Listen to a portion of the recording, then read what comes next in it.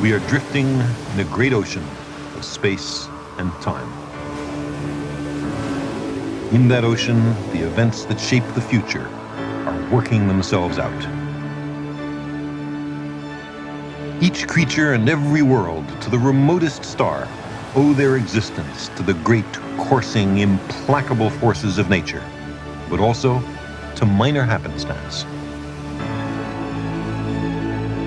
We are carried with our planet around the sun. The Earth has made more than 4 billion circuits of our star since its origin. The sun itself travels about the core of the Milky Way galaxy. Our galaxy is moving among the other galaxies. We have always been space travelers. These fine sand grains are all more or less uniform in size. They've been produced from bigger rocks through ages of jostling and rubbing, abrasion and erosion, driven in part by the distant moon and sun. So the roots of the present lie buried in the past. We are also travelers in time.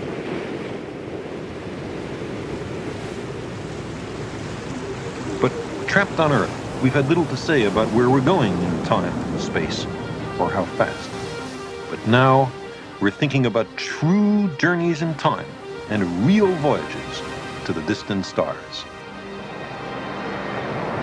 A handful of sand contains about 10,000 grains, more than the total number of stars we can see with the naked eye on a clear night. But the number of stars we can see is only the tiniest fraction of the number of stars that are. What we see at night is the merest smattering of the nearest stars, with a few more distant bright stars thrown in for good measure. Meanwhile, the cosmos is rich beyond measure.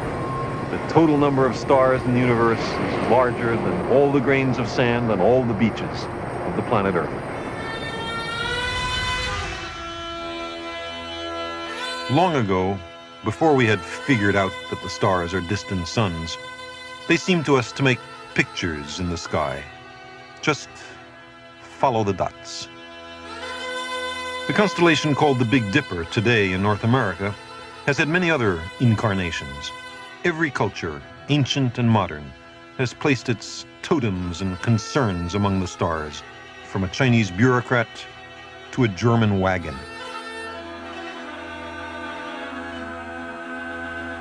But very ancient cultures would have seen different constellations, because the stars move with respect to one another. We can give a computer the present three-dimensional positions and motions of the nearby stars, and then run the patterns back into time. Every constellation is a single frame in a cosmic movie, but because our lives are so short, because the star patterns change so slowly, we tend not to notice it's a movie.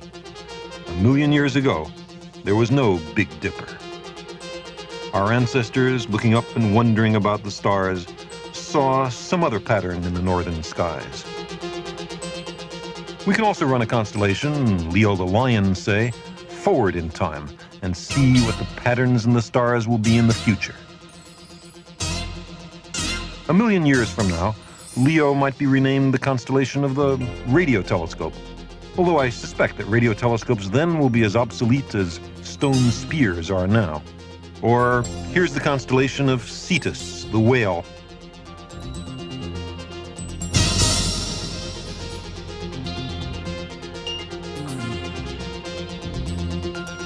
A 1,000,000 years ago, it may have been called something else, perhaps the spear.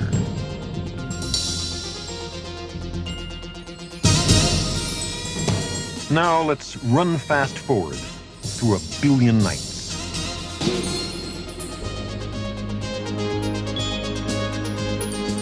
Millions of years from now, some other, very different image will be featured in this cosmic movie.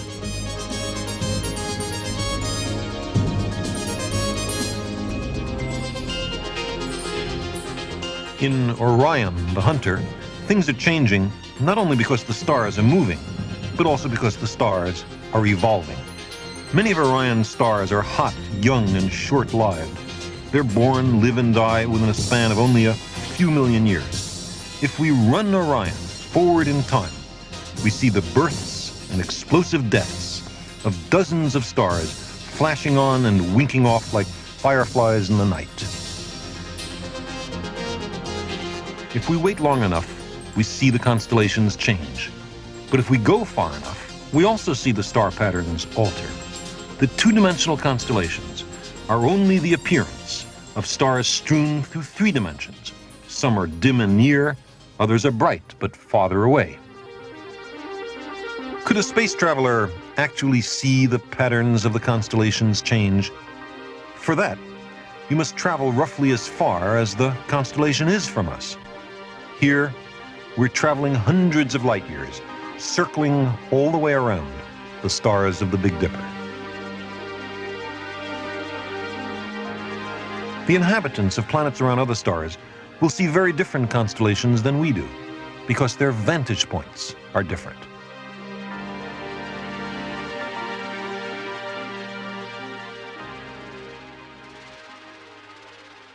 Here we are in the constellation Andromeda, or at least a model of it, next to the constellation Perseus.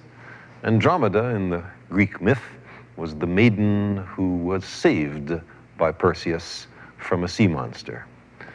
This star just above me is Beta Andromedae, the second brightest star in the constellation, 75 light years from the Earth. The light by which we see this star has spent 75 years traversing interstellar space on its journey to the Earth. In the unlikely event that Beta Andromedae blew itself up a week ago Tuesday, we will not know of it for another 75 years, as this interesting information, traveling at the speed of light, crosses the enormous interstellar distances. When the light we see from this star set out on its long interstellar voyage, the young Albert Einstein, working as a Swiss patent clerk, had just published his epical special theory of relativity here on Earth. We see that space and time are intertwined. We cannot look out into space without looking back into time. The speed of light is very fast, but space is very empty, and the stars are very far apart. In fact, the distances that we've been talking about up to now are very small by the usual astronomical standards. In fact, the distance from the Earth to the center of the Milky Way galaxy is 30,000 light years. From our galaxy to the nearest spiral galaxy like our own, called M31, and which is also within, that means behind, the constellation Andromeda, is 2 million light years. When the light we see today from M31 left on its journey for Earth, there were no human beings on the Earth, although our ancestors were nicely evolving and very rapidly to our present form. There are much greater distances in astronomy. The distance from the Earth to the most distant quasars is 8 or 10 billion light years. We see them as they were before the Earth itself accumulated, before the Milky Way galaxy was formed. The fastest space vehicles ever launched by the human species are the Voyager spacecraft. They are traveling so fast that it's only 10,000 times slower than the speed of light. The Voyager spacecraft will take 40,000 years to go the distance to the nearest stars, and they're not even headed towards the nearest stars. But is there a method by which we could travel in a conveniently short time to the stars? Can we travel close to the speed of light? And what's magic about the speed of light? Can't we travel faster than that? It turns out that there is something very strange about the speed of light, something that provides the key to our understanding of time and space. The story of its discovery takes us to Tuscany in northern Italy. There's something almost timeless about this place, A century ago, it probably looked very much the same.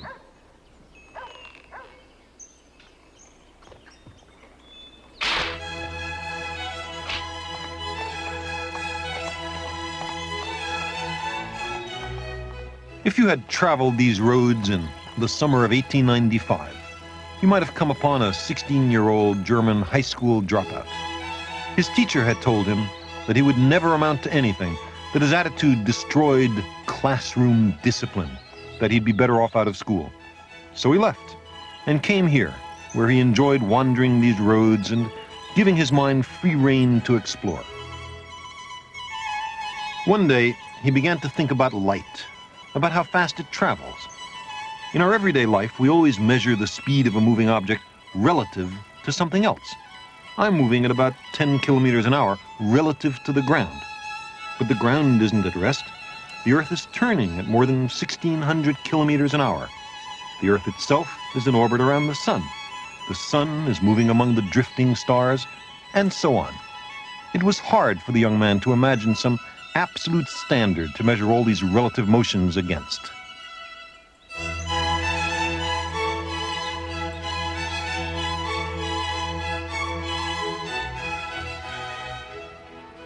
He knew that sound waves are a vibration of the air, and their speed is measured relative to the air itself. But sunlight travels across the vacuum of empty space. Do light waves move relative to something else? And if so, he wondered, relative to what? That teenage dropout's name was Albert Einstein, and his ruminations changed the world.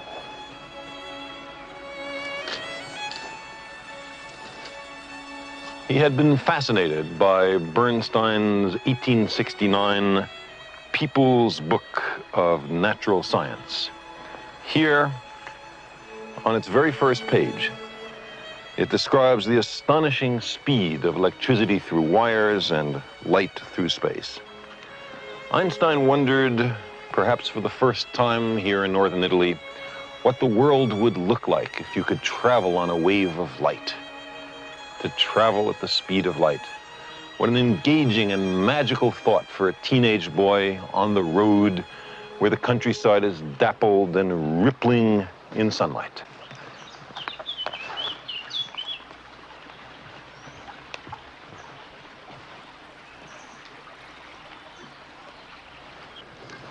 You couldn't tell you were on a light wave if you were traveling with it.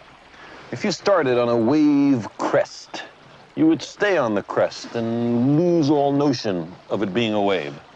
Something funny happens at the speed of light.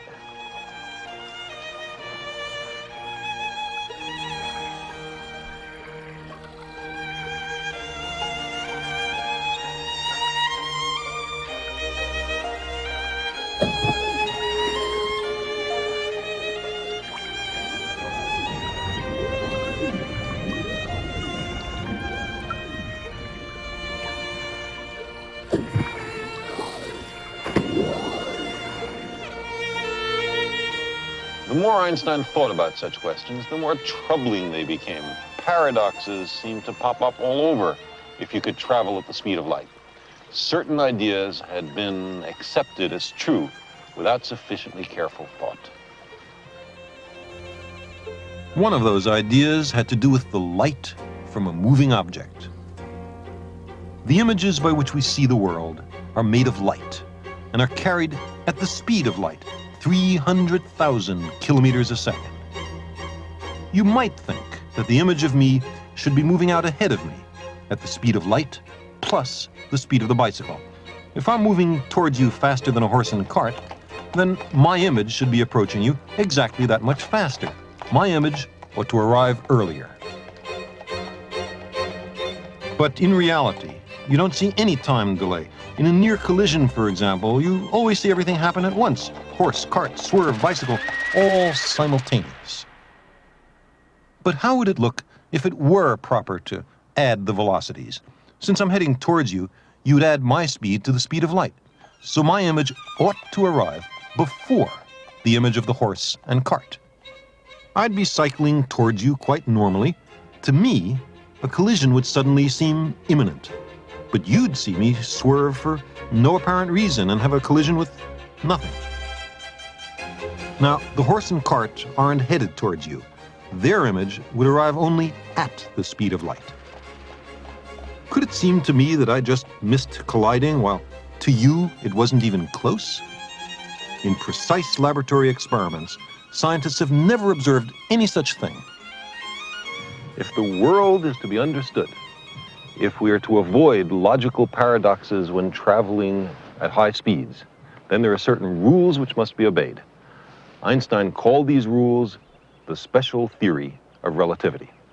Light from a moving object travels at the same speed no matter whether the object is at rest or in motion. Thou shalt not add my speed to the speed of light. Also, no material object can travel at or beyond the speed of light. There's nothing in physics that prevents you from traveling as close to the speed of light as you like.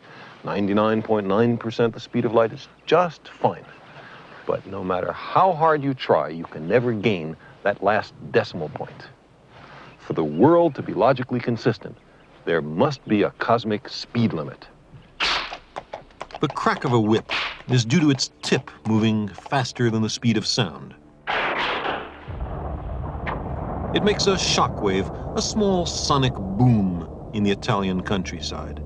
A thunderclap has a similar origin. So does the sound of a supersonic airplane. So why is the speed of light a barrier, any more than the speed of sound? The answer is not just that light travels about 1,000,000 times faster than sound. It's not merely an engineering problem like the supersonic airplane. Instead, the light barrier is a fundamental law of nature, as basic as gravity. Einstein found his absolute framework for the world, this sturdy pillar among all the relative motions of the cosmos. Light travels just as fast no matter how its source is moving. The speed of light is constant, relative to everything else. Nothing can ever catch up with light. Einstein's prohibition against traveling faster than light seems to clash with our common sense notions. But why should we expect our common sense notions to have any reliability in a matter of this sort? Why should our experience at 10 kilometers an hour constrain the laws of nature at 300,000 kilometers a second? Relativity sets limits on what humans ultimately can do. The universe is not required to be in perfect harmony with human ambition. Imagine a place where the speed of light isn't its true value of 300,000 kilometers a second, but something a lot less. Let's say 40 kilometers an hour, and strictly enforced. Just as in the real world, we can never reach the speed of light. The commandment here is still, thou shalt not travel faster than light. But we can do thought experiments on what happens near the speed of light. Here, 40 kilometers an hour, the speed of a motor scooter. You can't break the laws of nature. There are no penalties for doing so. The real world, and this one, are merely so arranged that transgressions can't happen. The job of physics is to find out what those laws are. Before Einstein, physicists thought that there were privileged frames of reference, some special places and times against which everything else had to be measured. Einstein encountered a similar notion in human affairs, the idea that the customs of a particular nation, his native Germany or Italy or anywhere, are the standard against which all other societies must be measured.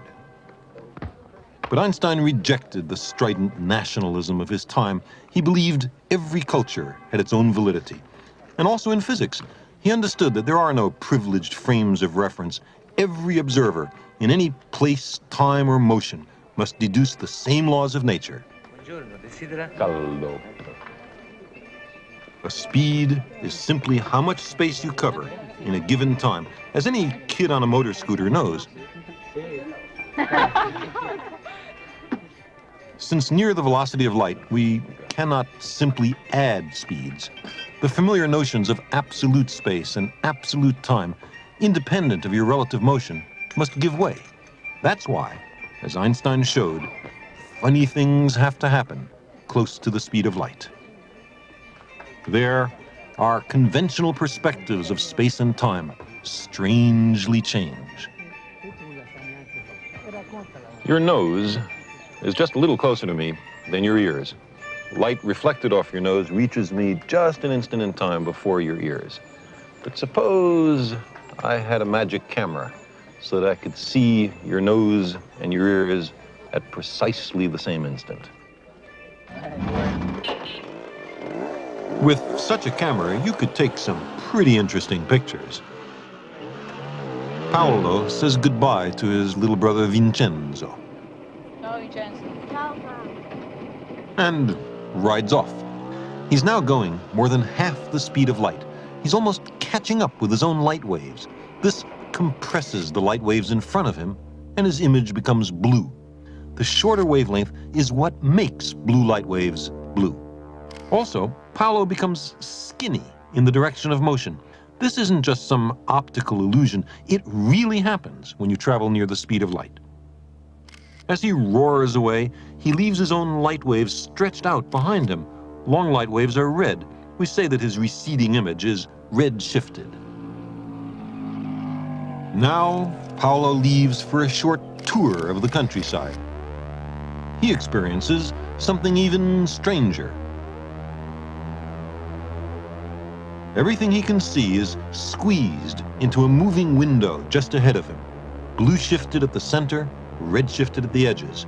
To a passerby, Paolo appears blue shifted when approaching, red shifted when receding. But to him, the entire world is both coming and going at nearly the speed of light. Roadside houses and trees that he's already gone past still appear to him at the edge of his forward field of view, but distorted and red shifted. When he slows down, everything again looks normal. Only very close to the speed of light does the visible world get squeezed into a kind of tunnel. You would really see these distortions if you could travel near the speed of light. Someday, perhaps, interstellar navigators will take their bearings on stars behind them, whose images have all crowded together on the forward view screen. The most bizarre aspect of traveling near the speed of light is that time slows down. All clocks, mechanical and biological, tick more slowly near the speed of light. But stationary clocks tick at their usual rate. If we travel close to light speed, we age more slowly than those we left behind.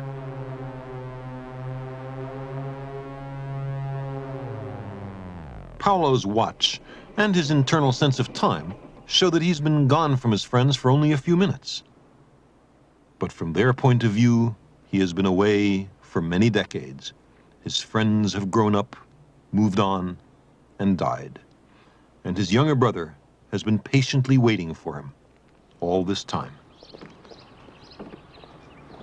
The two brothers experience the paradox of time dilation. They've encountered Einstein's special relativity. Vincenzo.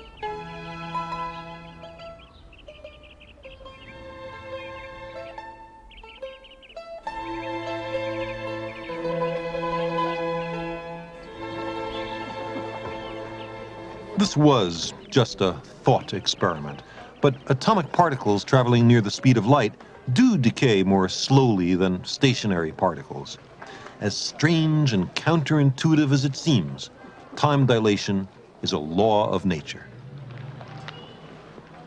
Traveling close to the speed of light is a kind of elixir of life. Because time slows down close to the speed of light, special relativity provides us with a means of going to the stars. This region of northern Italy is not only the cauldron of some of the thinking of the young Albert Einstein, it is also the home of another great genius who lived 400 years earlier, Leonardo da Vinci. Leonardo delighted in climbing these hills and viewing the ground from a great height as if he were soaring like a bird.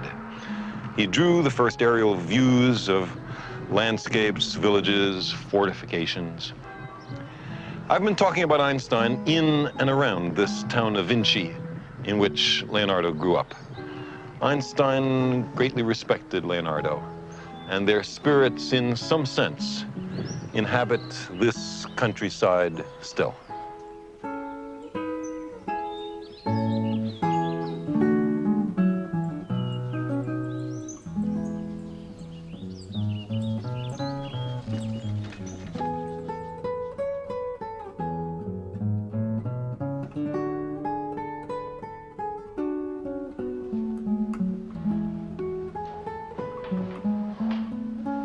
Among Leonardo's many accomplishments in painting, sculpture, architecture, natural history, anatomy, geology, civil and military engineering, he had a great passion.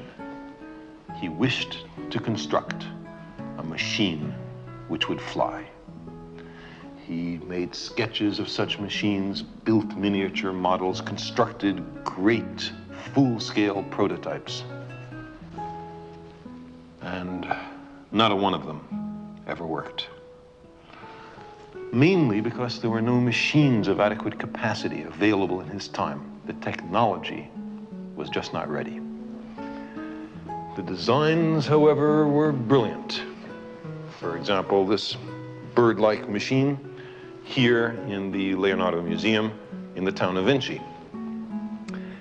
Leonardo's great designs encouraged engineers in later epochs, although Leonardo himself was very depressed at these failures. But it's not his fault. He was trapped in the 15th century. A somewhat similar case occurred in 1939, when a group of engineers calling themselves the British Interplanetary Society decided to design a ship which would carry people to the moon. Now, it was by no means the same design as the Apollo ship, which actually took people to the moon some years later.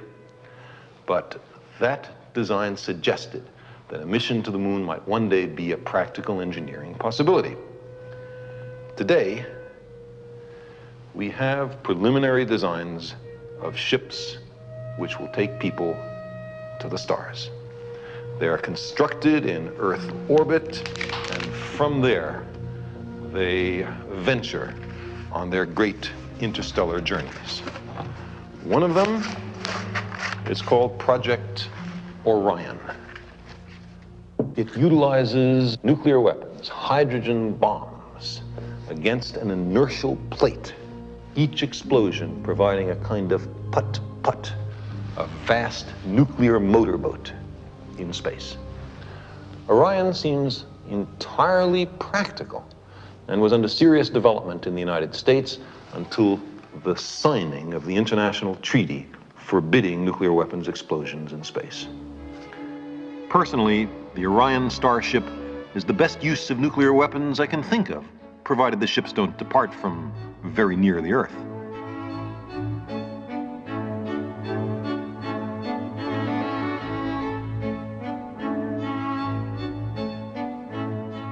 Project Daedalus is a recent design of the British Interplanetary Society.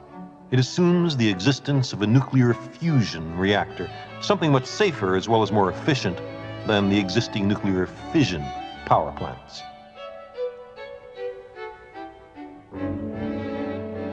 We do not yet have fusion reactors. One day, quite soon, we may.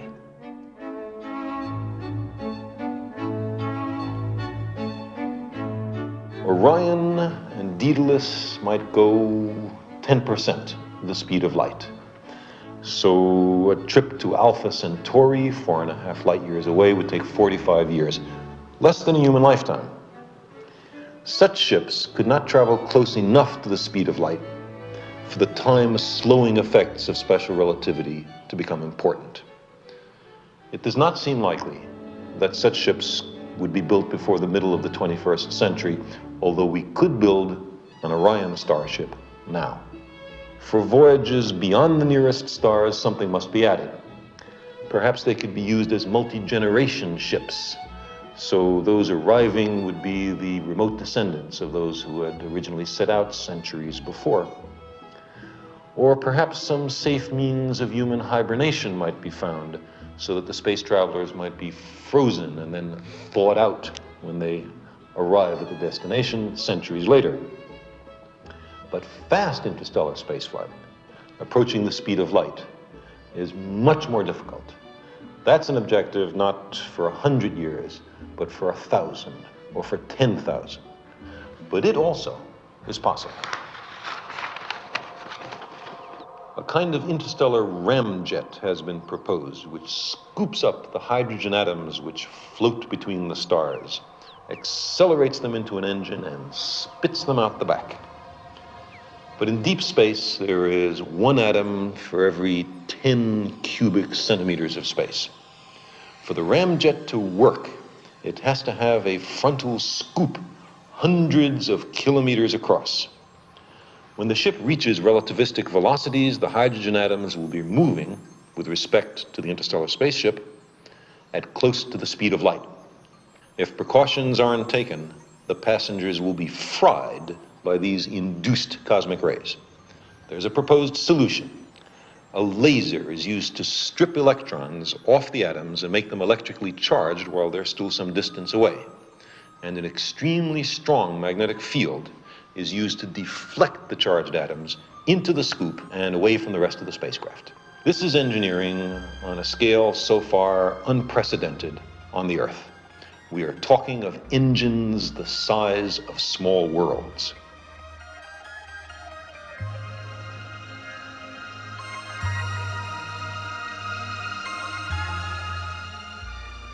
Suppose that the spacecraft is designed to accelerate at 1g, so we'd be comfortable aboard it.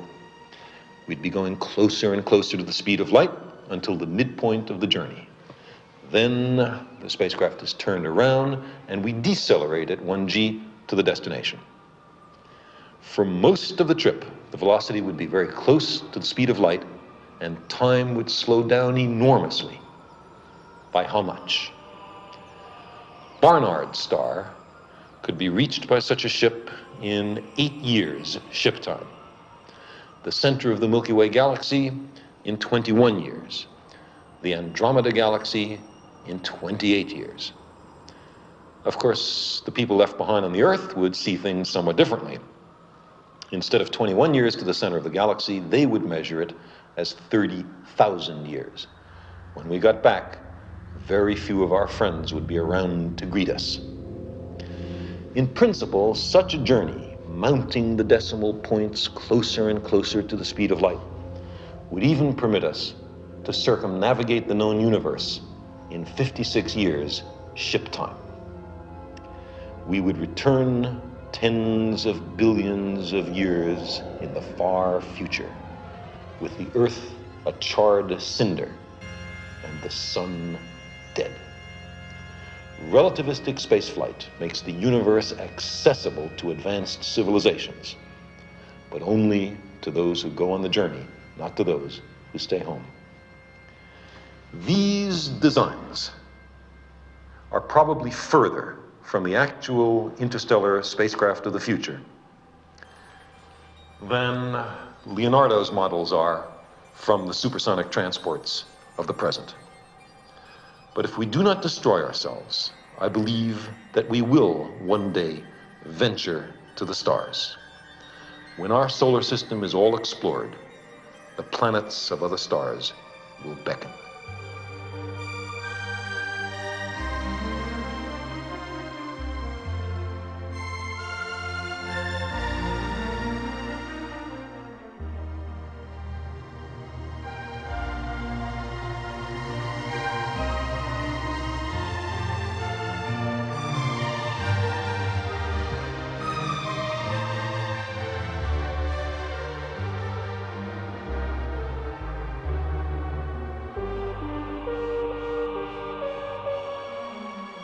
Space travel and time travel are connected.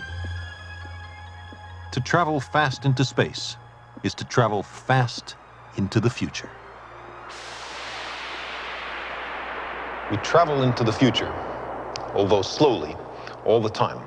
But what about the past? Could we journey into yesterday? Many physicists think that this is fundamentally impossible, that there is no way we could build a device which would carry us backwards into time.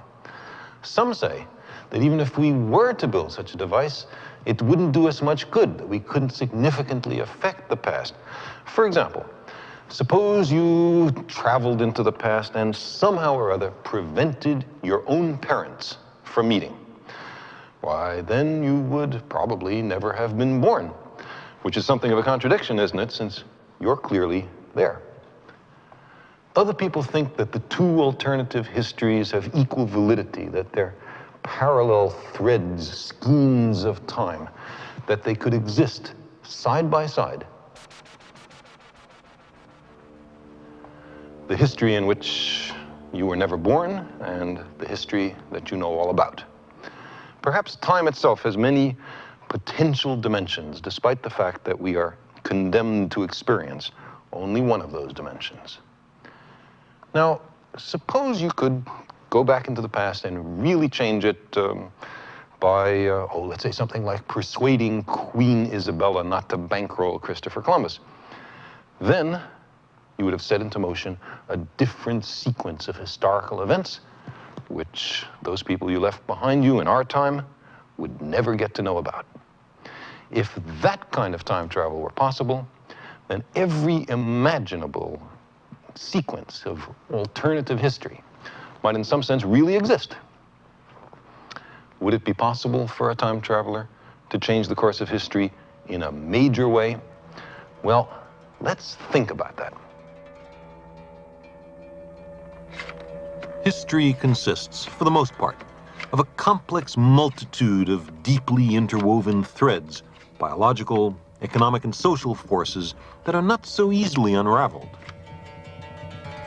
The ancient Greeks imagined the course of human events to be a kind of tapestry created by three goddesses, the Fates. Random minor events generally have no long-range consequences, but some, which occur at critical junctures, may alter the weave of history. There may be cases where profound changes can be made by relatively trivial adjustments. The further in the past such an event is, the more powerful its influence. What if our time traveler had persuaded Queen Isabella that Columbus's geography was wrong? Almost certainly some other European would have sailed west to the New World soon after. There were many inducements: the lure of the spice trade, improvements in navigation, competition among rival European powers. The discovery of America around 1500 was inevitable. Of course, then there wouldn't be any postage stamps showing Columbus, and the Republic of Colombia would have some other name. But the big picture would have turned out more or less the same.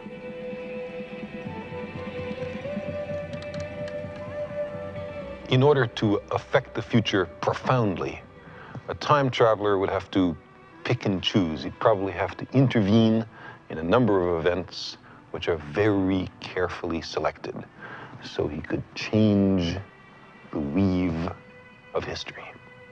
It's a lovely fantasy to explore those other worlds that never were. If you had H.G. Wells's time machine, maybe you could understand how history really works. If an apparently pivotal person had never lived, Paul the Apostle or Peter the Great or Pythagoras, how different would the world really be? What if the scientific tradition of the ancient Ionian Greeks had prospered and flourished? It would have required many social factors of the time to have been different, including the common feeling that slavery was right and natural. But what if that light that had dawned on the Eastern Mediterranean some 2,500 years ago had not flickered out? What if the scientific method and experiment had been vigorously pursued 2,000 years before the Industrial Revolution, our Industrial Revolution? What if the power of this new mode of thought, the scientific method, had been generally appreciated? I think we might have saved 10 or 20 centuries. Perhaps the contributions that Leonardo made would have been made 1,000 years earlier, and the contributions of Einstein 500 years ago. Not that it would have been those people who would have made those contributions, because they live only in our timeline. If the Ionians had won, we might by now, I think, be going to the stars. We might at this moment have the first survey ships returning with astonishing results from Alpha Centauri and Barnard Star, Sirius and Tau Ceti.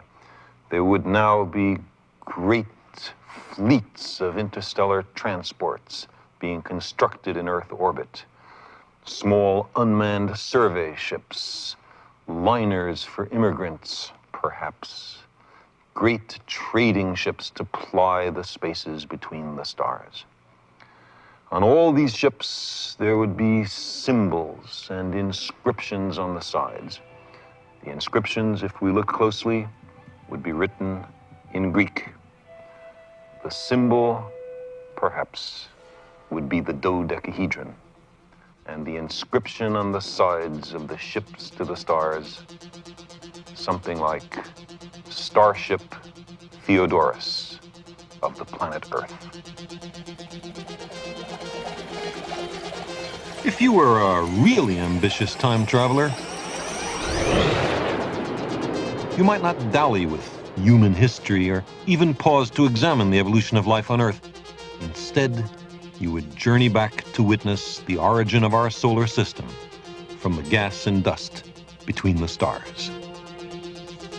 5 billion years ago, an interstellar cloud was collapsing to form our solar system. Most clumps of matter gravitated towards the center and were destined to form the sun. Smaller peripheral clumps would become the planets. Long ago, there was a kind of natural selection among the worlds. Those on highly elliptical orbits tended to collide and be destroyed, but planets in circular orbits tended to survive. But if events had been only a little different, the Earth would never have formed, and some other planet at some other distance from the sun would be around. We owe the existence of our world to random collisions in a long-vanished cloud. Soon, the central mass became very hot. Thermonuclear reactions were initiated, and the sun turned on, flooding the solar system with light. But the growing smaller lumps would never achieve such high temperatures and would never generate thermonuclear reactions. They would become the Earth and the other planets, heated not from within, but mainly by the distant sun.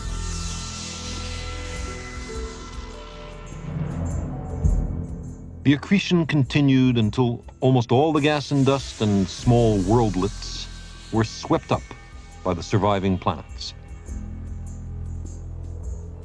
Our time traveler would witness the collisions that made the worlds.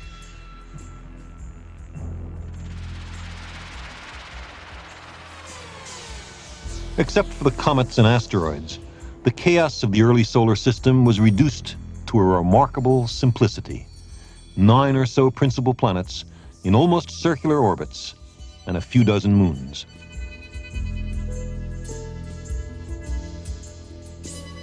Now, let's take a different look. If we view the solar system edge on and move the sun off screen to the left, we see that the small terrestrial planets, the ones about as massive as the Earth, tend to be close to the sun. The big Jupiter-like planets tend to be much further from the sun. But is that the way it has to be? Computer studies suggest that there may be many similar systems about other stars, with the terrestrials in close and the Jovian planets further away. But some systems might have Jovians and terrestrials mixed together. There may be great worlds like Jupiter looming in other skies. Rarely, the Jovian planets may form close to the star, the terrestrials trailing away towards interstellar space. Our familiar arrangement of planets is only one, perhaps typical, case in the vast expanse of systems. Often, one fledgling planet accumulates so much gas and dust that thermonuclear reactions do occur. It becomes a second sun. A binary star system is formed.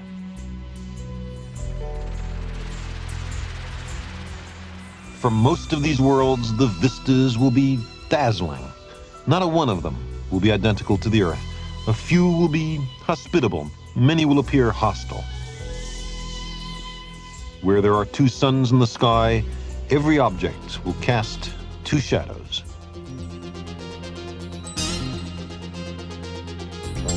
What wonders are waiting for us on the planets of the nearby stars?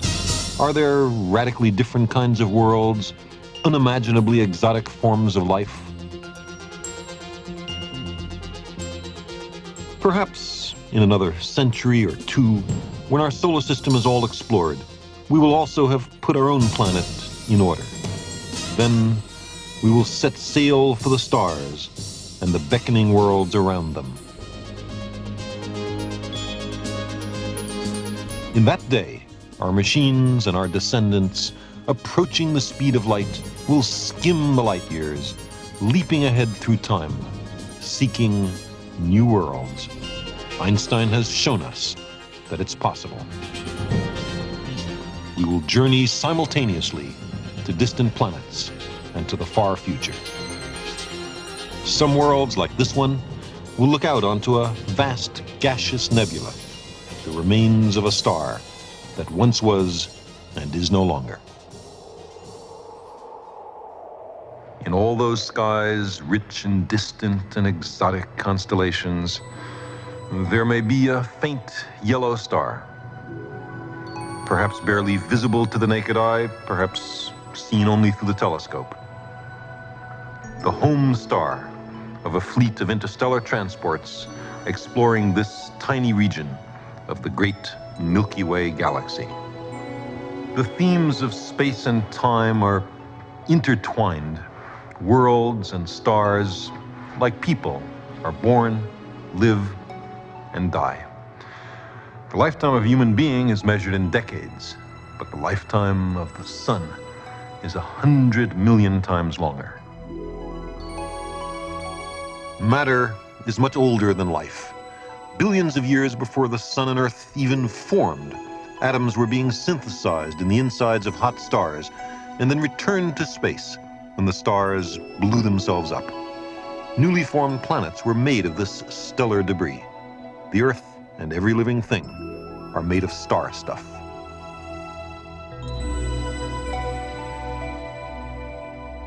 But how slowly, in our human perspective, life evolved from the molecules of the early oceans to the first bacteria.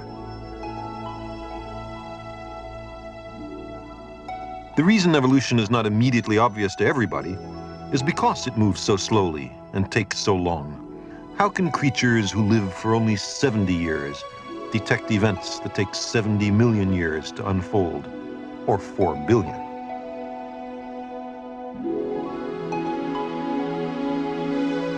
By the time one-celled animals had evolved, the history of life on Earth was half over.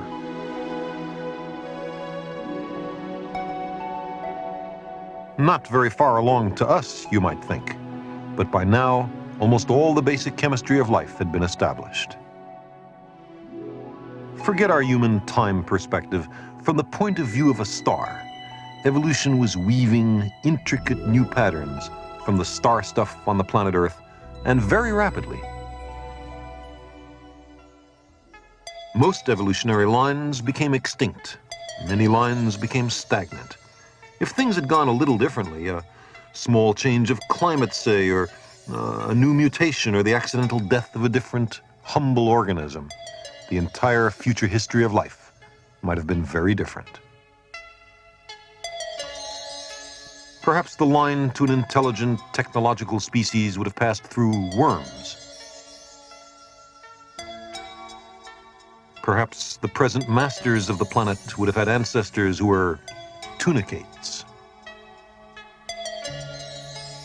We might not have evolved. Someone else, someone very different, would be here now in our stead, maybe pondering their origins. But that's not what happened. There was a particular sequence of environmental accidents and random mutations in the hereditary material. One particular timeline for life on Earth in this universe. As a result, the dominant organisms on the planet today come from fish. Along the way, many more species became extinct than now exist. If history had a slightly different weave, some of those extinct organisms might have survived and prospered. But occasionally, a creature thought to have become extinct hundreds of millions of years ago turns out to be alive and well. The coelacanth, for example. For 3.5 billion years, life had lived exclusively in the water. But now, in a great breathtaking adventure, it took to the land. But if things had gone a little differently, the dominant species might still be in the ocean, or they might have developed spaceships to carry them off the planet altogether.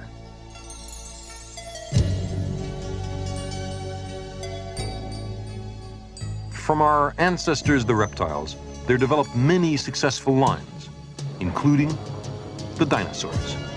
Some were fast, dexterous, and intelligent. A visitor from another world or time might have thought them the wave of the future. But after nearly 200 million years, they were suddenly all wiped out. Perhaps it was a great meteorite colliding with the Earth, spewing debris into the air, blotting out the sun and killing the plants that the dinosaurs ate.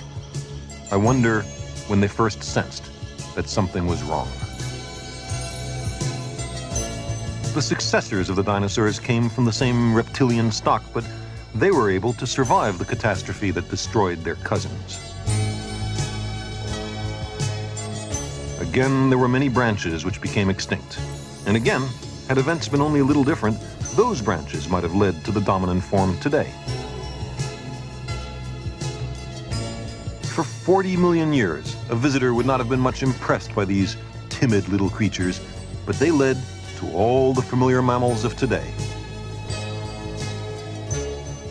And that includes the primates. About 20 million years ago, a space-time traveler might have recognized these guys as promising. Bright, quick, agile, sociable, curious. Their ancestors were once atoms made in stars.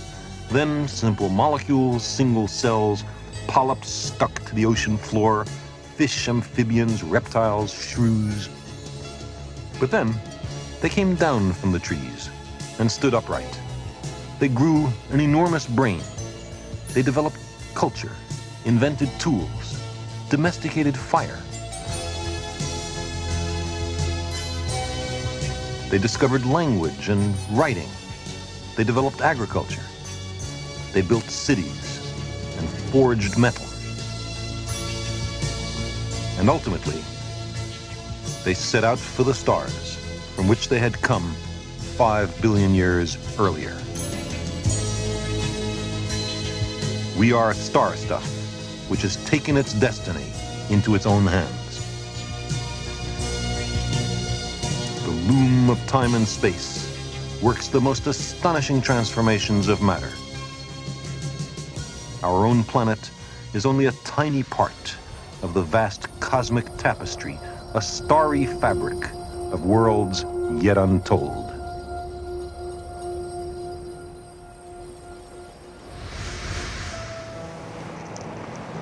Those worlds in space are as countless as all the grains of sand on all the beaches of the Earth. Each of those worlds is as real as ours. In every one of them, there's a succession of incidents, events, occurrences, which influence its future. Countless worlds, numberless moments, an immensity of space and time. And our small planet, at this moment, here we face a critical branch point in history. What we do with our world right now will propagate down through the centuries and powerfully affect the destiny of our descendants. It is well within our power to destroy our civilization and perhaps our species as well. If we capitulate to superstition or greed or stupidity, we can plunge our world into a darkness deeper than the time between the collapse of classical civilization and the Italian Renaissance. But we are also capable of using our compassion and our intelligence, our technology and our wealth to make an abundant and meaningful life for every inhabitant of this planet, to enhance enormously our understanding of the universe and to carry us to the stars.